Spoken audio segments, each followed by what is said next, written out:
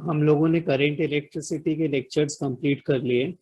तो ये current electricity के लेक्चर कंप्लीट करने के बाद हम स्टार्ट करेंगे ऑल्टरनेटिंग करंट।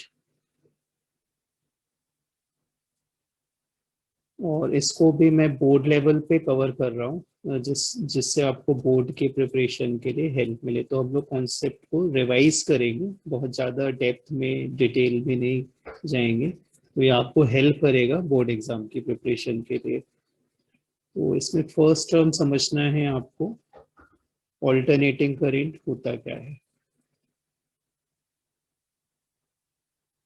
तो ऑल्टरनेटिंग करंट, इसकी तीन खासियत होती है, इसके पास में तीन क्वालिटी होगी इस करंट के पास में। पहली बात, इसका जो करंट का मैग्नीट्यूड होगा, इस करंट का मैग्नीट्यूड चेंज होता रहता है, वेरिएबल नेचर का होता है, टाइम के साथ वेरी करेगा, वेरिएबल होगा, कंटिन्यूअसली वेरी करेगा टाइम के साथ।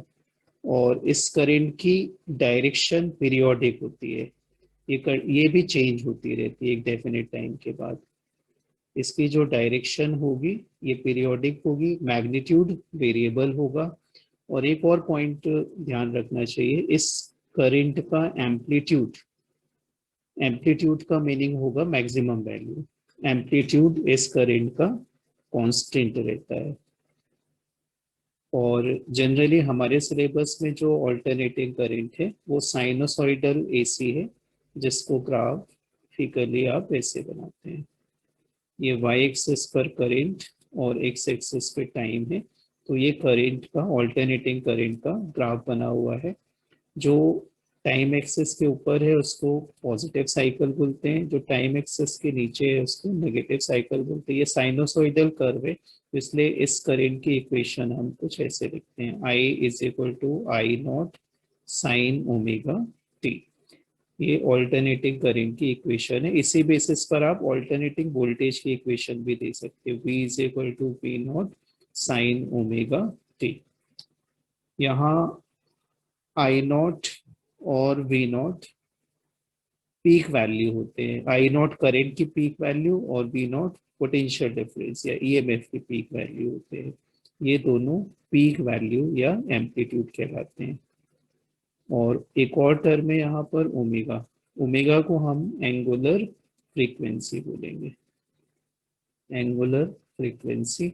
और ओमेगा इक्वल होता है 2 पाई इंटू फ्रीक्वेंसी के। तो ऑल्टरनेटिंग करंट वो करंट है जिसका मैग्नीट्यूड वेरी करता है कंटिन्यूअसली टाइम के साथ, डायरेक्शन पीरियोडिक होती है, एम्पलीट्यूड कांस्टेंट रहता है। जैसे ये ग्राफ है करंट का, तो एम्पलीट्यूड मतलब करंट की मैक्सिमम वैल्यू, इसको आई नॉट बोलते हैं। तो ये फिक्स रहेगा, अगले साइकिल में भी इतना ही मैग्नीट्यूड मिलेगा, आई नॉट की वैल्यू अगले साइकिल में भी इतना ही मिलेगा। तो ऐसा करंट एसी करंट होगा। तो ये इक्वेशन है इसी की, I is equal to I not sine omega T, और ये V is equal to V not sine omega T alternating voltage की इक्वेशन है। तो this is the introduction of alternating current. Note,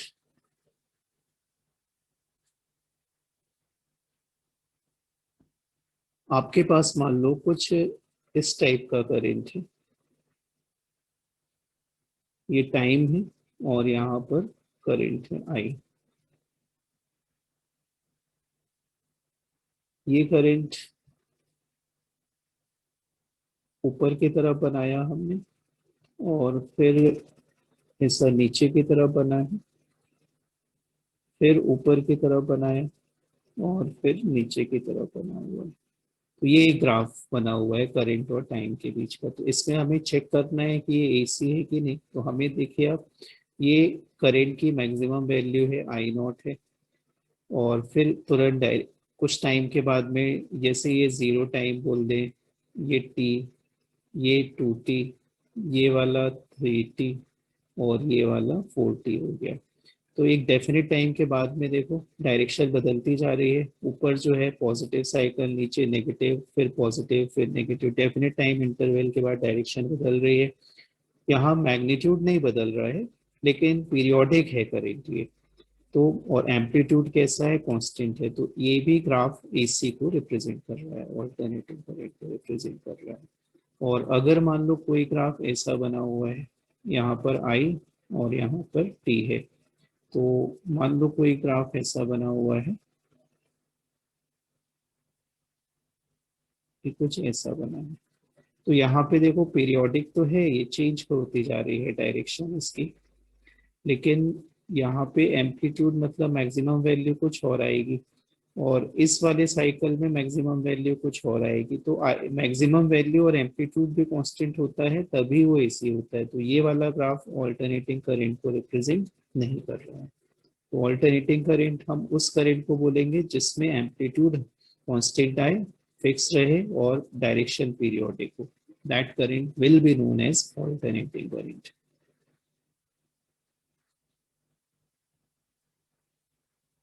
power supply in India, India में जो alternating current supply होता है, India में जो ऑल्टरनेटिंग करंट सप्लाई होता है उसकी फ्रीक्वेंसी होती है 50 हर्ट्स या 50 साइकिल पर सेकेंड।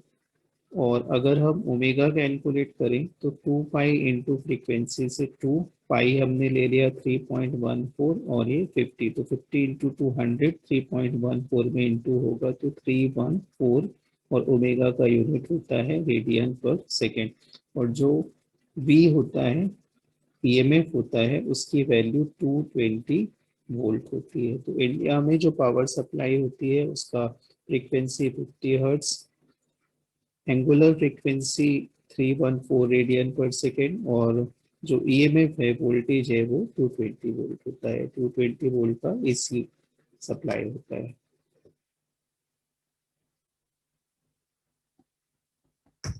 फोर्थ नंबर पॉइंट, एक और पॉइंट हमें दिमाग में रखना चाहिए, जो ईएमएफ और करंट के जो सिंपलेस्ट फॉर्म होते हैं, सिंपलेस्ट इक्वेशन होती है, उसको तो अभी मैंने लिख के बताया ऊपर, V is equal to V not sine omega T, ये वोल्टेज की इक्वेशन हो गई, और I is equal to I not sine omega T, ये करंट की इक्वेशन हो गई।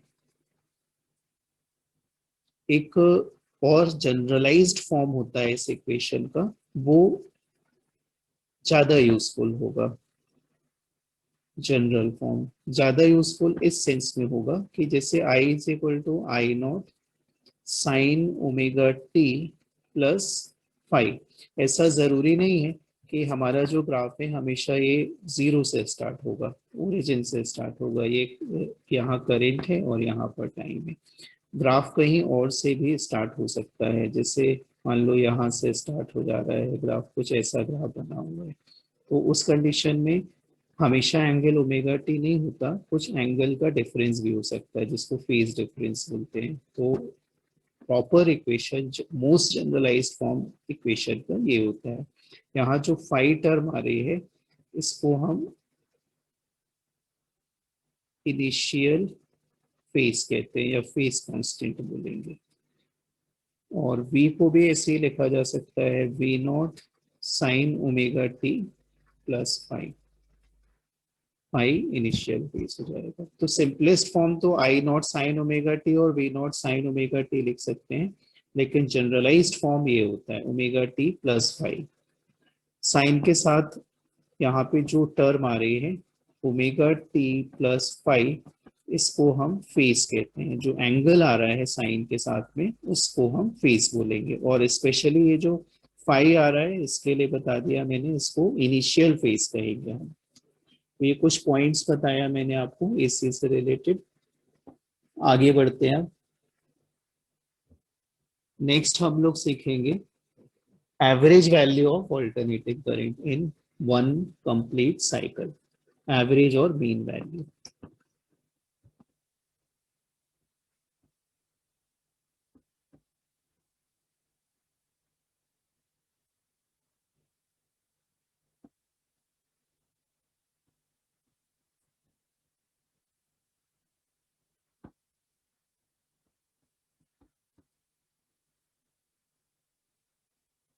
Average value of alternating current, इसकी जगह ईएमएफ भी हो सकता है इन अ साइकिल।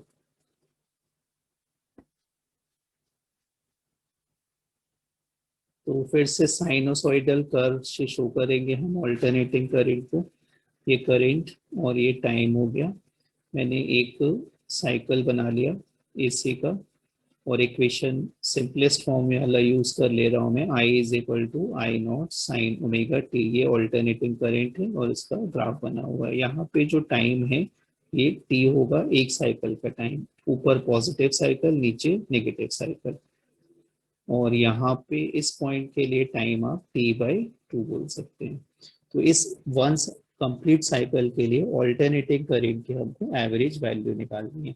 वैसे इस ग्राफ को देख के ही बोला जा सकता है कि एक कंप्लीट साइकिल में एवरेज करंट की वैल्यू जीरो आ जाएगी, क्योंकि ऊपर जितना पॉजिटिव साइकिल है नीचे उतना ही नेगेटिव साइकिल हो जाएगा। तो average value for one complete cycle will be zero. Average value को हम ऐसे रिप्रेजेंट करेंगे, आई लिख दिया और ये नोटेशन, इसका मतलब होगा एवरेज वैल्यू ऑफ आई और फॉर वन साइकिल। तो यहाँ पर आप साइकिल लिख सकते हैं। एक कॉन्सेप्ट ध्यान रखें, कोई ऐसी क्वांटिटी है हमारे पास जो टाइम के साथ वेरी कर रही है, कोई भी क्वांटिटी है जो टाइम के साथ वेरी कर रही है, तो उसकी एवरेज वैल्यू निकालने का ये फॉर्मूला होगा क्यू। और ये नोटेशन बना दिया, इसका मतलब है एवरेज वैल्यू ऑफ क्यू। तो इसको निकालने का ये फॉर्मूला होगा integration of Q into d T. Quantity लिया और उसका टाइम के रिस्पेक्ट में इंटीग्रेशन कर दिया, और टाइम के लिए लिमिट ले लेंगे t1 टू t2, जिन दो टाइम के बीच में निकालना है, और डिवाइडेड बाय टोटल टाइम। तो स्मॉल टाइम लेके उसको इंटीग्रेट कर देंगे लिमिट t1 से t2 लेके। तो इसी कॉन्सेप्ट से हम किसी भी टाइम वेरिंग क्वांटिटी का एवरेज निकालते हैं। तो यहाँ पर हमारी क्वांटिटी आई है, तो क्यू के प्लेस में आई पुट कर लो। तो आई को आप लिख सकते हैं इंटीग्रेशन ऑफ क्यू की जगह मैं आई रख दे रहा हूँ, तो आई डी टी, और नीचे टी टी आ जाएगा। और लिमिट क्या होगी, एक साइकिल के लिए देख रहे हैं तो टाइम जीरो से लेकर टी तक हो जाएगा। तो लोअर लिमिट जीरो और upper limit T, capital T. Capital T time period होगा, एक साइकिल का टाइम, नीचे भी वही आ जाएगा जीरो टू टी। तो आई यहाँ पर पुट कर दो। तो मैं ऐसे लिख सकता हूँ आई इज इक्वल टू, यहाँ मैं आई पुट करूं अगर, तो आई नॉट तो कांस्टेंट है, इंटीग्रेशन से बाहर हो जाएगा, sine omega T D T, limit है जीरो से T, divided by D T का integration T zero to T. तो ये आई नॉट हो गया, डिनोमिनेटर में लिमिट रखोगे तो टी आ जाएगा, साइन ओमेगा टी का integration minus cos omega T divided by omega हो जाएगा। तो यहाँ मैं ओमेगा अपॉन में लिख दे रहा हूँ, और लिमिट है जीरो से टी। तो ये minus I not upon omega T, limit put कर दो। तो पहले अपर लिमिट रखा अगर हमने, तो कॉस ओमेगा टी माइनस फिर जीरो रख दोगे तो कॉस जीरो हो जाएगा। तो minus I not upon omega T, cos omega होगा two pi into time period into T, ये cancel, minus cos zero, minus I not upon omega T, ये कैपिटल टी है। कॉस टू पाई की value one, cos zero की भी value one, तो one minus one zero, finally value आ जाएगी zero. तो ऑल्टरनेटिंग करंट की एक कंप्लीट साइकिल में एवरेज वैल्यू जीरो हो जाती है। तो कंप्लीट, ये आपका पूरा डेरिवेशन हो गया। अब हम ऐसे ही निकाल सकते हैं ऑल्टरनेटिंग करंट की एवरेज वैल्यू हाफ साइकिल के लिए। एक साइकिल के लिए तो जीरो मिल गई मुझे, हाफ साइकिल के लिए क्यों जीरो मिल रही है, देखो ये ग्राफ टाइम एक्सेस के ऊपर जितना पॉजिटिव एरिया कवर कर रहा है, टाइम एक्सेस के नीचे उतना ही नेगेटिव एरिया कवर कर रहा है। तो जो टोटल एरिया है यहाँ पर जीरो हो रहा है, तो इसलिए आपका ये पूरा ग्राफ जीरो हो रहा है। ये जो क्यू डी टी टर्म है इंटीग्रेशन, ये एरिया रिप्रेजेंट कर रहा है, area under Q T curve, I T curve. तो आई टी कर्व का एरिया चार्ज बताएगा, तो इसलिए यहाँ पर न्यूमरेटर वाली टर्म जीरो होगी, तो फाइनली पूरा रिजल्ट जीरो हो जाएगा। नेक्स्ट हम लोग यहाँ पर निकालते हैं अब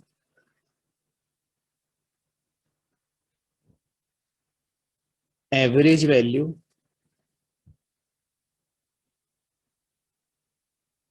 ऑफ ऑल्टरनेटिंग करंट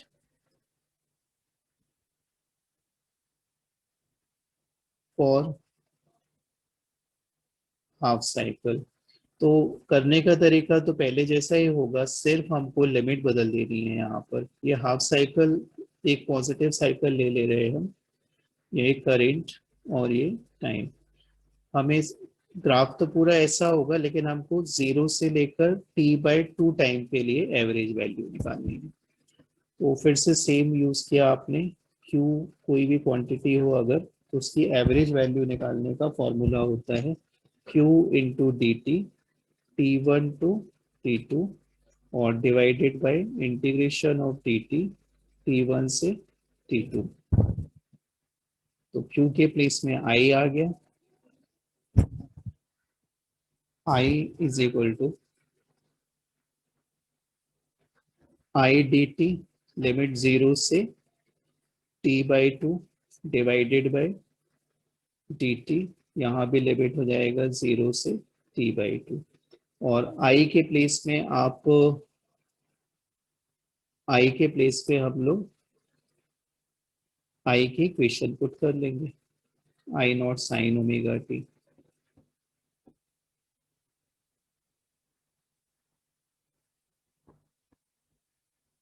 तो I is equal to integration I not बाहर, sine omega T D T 0 to t/2 divided by, यहाँ लिमिट रखने पे सीधा t/2 आ जाएगा, मैं डायरेक्ट t/2 लिख दे रहा हूँ, इक्वल टू, देखो ये I नॉट है, नीचे t, और ऊपर मैंने 2 कर दिया। साइन ओमेगा टी का इंटीग्रेशन होगा माइनस कॉस ओमेगा टी, और अपॉन में ओमेगा आ जाएगा। और लिमिट रखनी है मुझे 0 से, लोअर लिमिट 0 और अपर लिमिट t/2। तो और सॉल्व करें अगर हम इसे,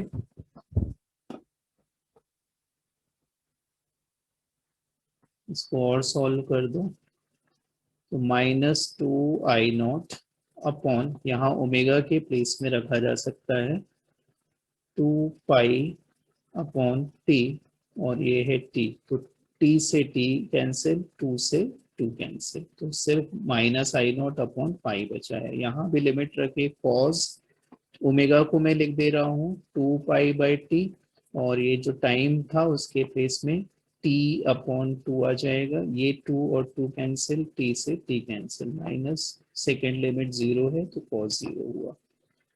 यहाँ पर है हमारे पास में -I0 upon pi, cos pi minus cos 0, तो -I0 upon pi, cos pi की वैल्यू -1, कॉस 0 1, -1 ये -I0 अपॉन पाई, और ये -2 हो जाएगा। फाइनली आंसर मिला 2I0 अपॉन पाई। तो I की एवरेज वैल्यू हाफ साइकिल के लिए, हाफ साइकिल के लिए आएगी 2I0 अपॉन पाई। अगर मैं यहाँ पाई की जगह पर 3.14 रख दूं, पाई की जगह पर 3.14 रख दूं तब, और उसको पाई की उस वैल्यू से 2 को डिवाइड करूं, तो मेरा आंसर आएगा 0.636 ऑफ I0। तो मैक्सिमम वैल्यू का 63% होता है। I0 मैक्सिमम वैल्यू है, परसेंट में चेंज करें इसको तो 63% ऑफ I0 होगा, I की एवरेज वैल्यू हाफ साइकिल के लिए।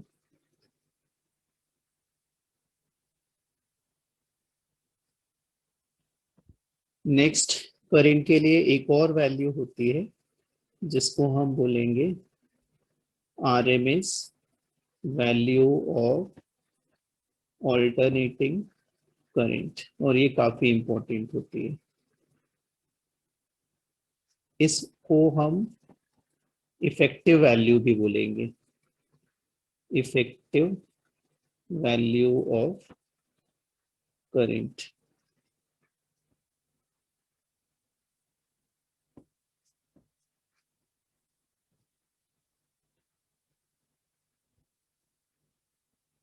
ये जो आरएमएस टर्म लिखी हुई है, इसमें आर का मतलब है रूट, एम का मतलब है मीन और एस का मतलब है स्क्वायर। जब हम कैलकुलेट करेंगे आरएमएस तो रिवर्स चल रहा है आपको, मतलब पहले स्क्वायर कर देना है करंट का, फिर मीन कर देना है और जो भी आएगा उसका रूट निकाल लेना है, तो हमें करंट का, ऑल्टरनेटिंग करंट का आरएमएस वैल्यू मिल जाएगी। तो ये वैल्यू भी मैं एक कंप्लीट साइकिल के लिए निकाल रहा हूँ। ये आई और टी है, यहाँ पे देखो ये निकाला हमने, ग्राफ बना दिया 0 से t, इक्वेशन तो वही होगी आई नॉट साइन ओमेगा टी। तो एक साइकिल में हमें जो करंट मिलेंगे उनका आपको, जो करंट है आई उसका स्क्वायर कर लेना है। देखो पहला स्टेप है, ये पहला स्टेप है, ये दूसरा स्टेप है और ये वाला तीसरा स्टेप है। तो करंट का स्क्वायर कर देना है, फिर एवरेज निकालना है। तो एवरेज निकालने का मैं नोटेशन बना दे रहा हूँ ये, और उसके बाद में अंडर रूट लेना है, तो इसका आप रूट ले लें और फाइनली जो मिलेगा इसको हम बोलेंगे I R M S. Current को स्क्वायर करें, एवरेज निकालें और रूट निकाल दें, वो आई आर एम एस हो जाएगा। तो ये मैथमेटिकली ऑल्टरनेटिंग करेंट का आर एम एस वैल्यू निकालने का प्रोसीजर हो गया। अब इसको हम फिजिकली समझते हैं, इसका फिजिकल सिग्निफिकेंस देखते हैं कि ये है क्या चीज। ये जो आई आर एम एस होता है इसको इफेक्टिव करंट भी बोलते हैं, इस करंट को हम इफेक्टिव करंट बोलते हैं।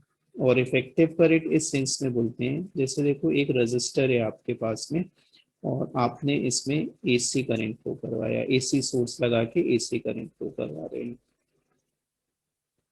इसमें जो करंट है वो एसी करंट है, तो उसकी डायरेक्शन बदलती रहती है।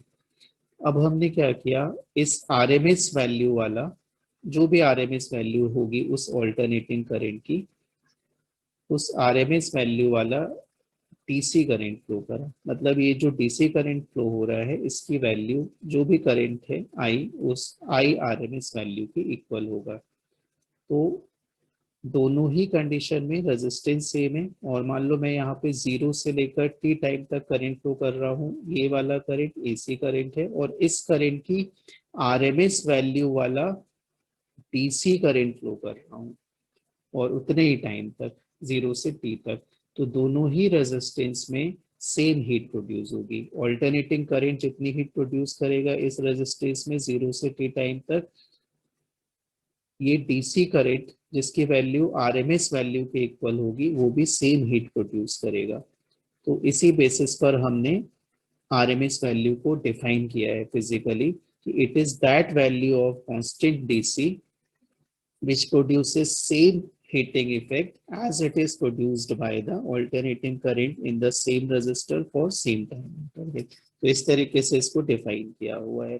जो एसी का वोल्टेज हम कहते हैं 220 वोल्ट, एक्चुअल में वो आरएमएस वोल्टेज होता है। और अगर हम करंट बोलेंगे कि 2 एम्पियर है ऑल्टरनेटिंग सर्किट में, तो एक्चुअल में वो करंट आरएमएस करंट होता है। जो हम वैल्यू मेजर कर पाते हैं वोल्टेज और करंट की एसी सर्किट में, वो आरएमएस वैल्यू ही होती है, इसलिए इसको इफेक्टिव वैल्यू भी बोलते हैं।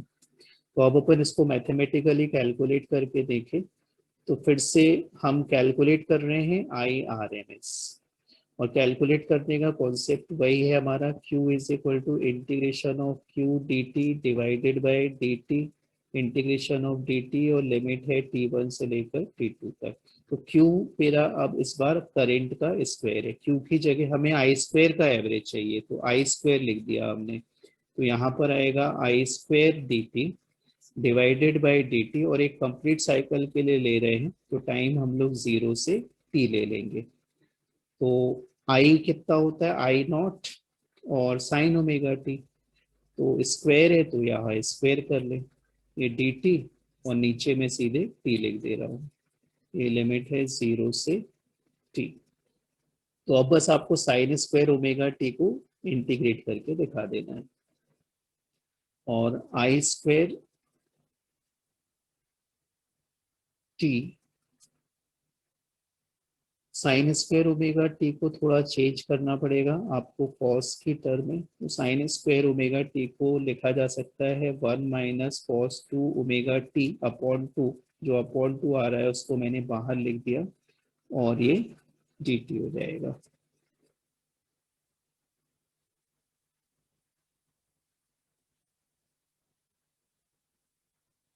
तो आई नॉट अपॉन 2 टी, यहाँ पे इसको दो पार्ट में कर सकते हैं। तो फर्स्ट पार्ट को जब आप सॉल्व करेंगे तो देखो 1 का इंटीग्रेशन डी टी होगा और लिमिट रखने पे टी आ जाएगा। सॉरी, ये है आई नॉट स्क्वायर।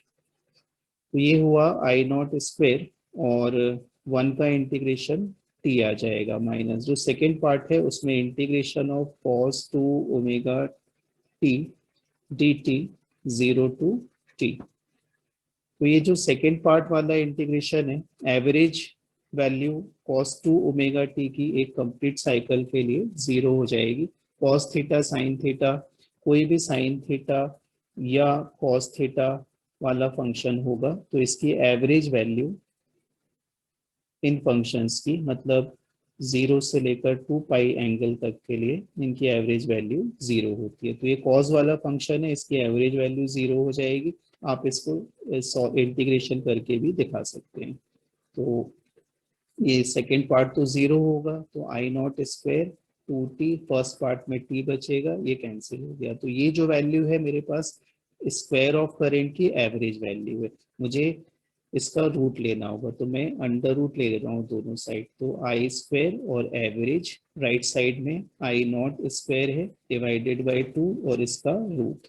तो ये लेफ्ट साइड का जो एक्सप्रेशन है इसी को तो हमने आरएमएस करेंट बोला था। तो ये आ गया आई नॉट बाय √2। तो ये हमारे आरएमएस करेंट की वैल्यू है। अगर इसे थोड़ा और सॉल्व करें तो √2 को 1.414 लिख सकते हो और इसको सॉल्व करने पे 0.707 ऑफ आई नॉट आ जाएगा। तो ये हुआ आरएमएस करेंट। और ऐसे ही आप वी आरएमएस को लिख सकते हो वी नॉट बाय √2। तो फिलहाल हमने तीन वैल्यूज निकाली। नंबर 1, करेंट की एवरेज वैल्यू एक कंप्लीट साइकिल के लिए निकाली तो 0। ऐसी ऑल्टरनेटिंग ईएमएफ या वोल्टेज की भी वैल्यू एक कंप्लीट साइकिल के लिए 0 हो जाएगी। सेकेंड नंबर, हमने ऑल्टरनेटिंग करंट की एवरेज वैल्यू हाफ साइकिल के लिए निकाली। तो हाफ साइकिल के लिए एवरेज वैल्यू आई थी 2I0/पाई, जिसको आप लिख सकते हो 0.636 ऑफ I0, 63%। और सिमिलरली ऑल्टरनेटिंग वोल्टेज की एवरेज वैल्यू हाफ साइकिल के लिए 2V0/पाई, या इसको आप लिख सकते हैं 0.636 of V0। And third one is IRMS। तो IRMS को नोटेशन वाइज कैसे लिखते हैं? करंट का स्क्वायर किया, एवरेज निकाला और रूट निकाल दिया। और इसकी वैल्यू कितनी आई थी? I0/√2। और √2 रखने पे फाइनली कितना आया था? 0.707 ऑफ I0। और सिमिलरली VRMS भी लिख सकते हैं। तो VRMS लिखोगे आप V0/√2 या फिर 0.707 V0 हो जाएगा। तो ये कुछ मैथमेटिकल टर्म थे जिसको हमने डिराइव कर लिया। तो आगे का फिर हम नेक्स्ट वीडियो में देखते हैं। Thank you.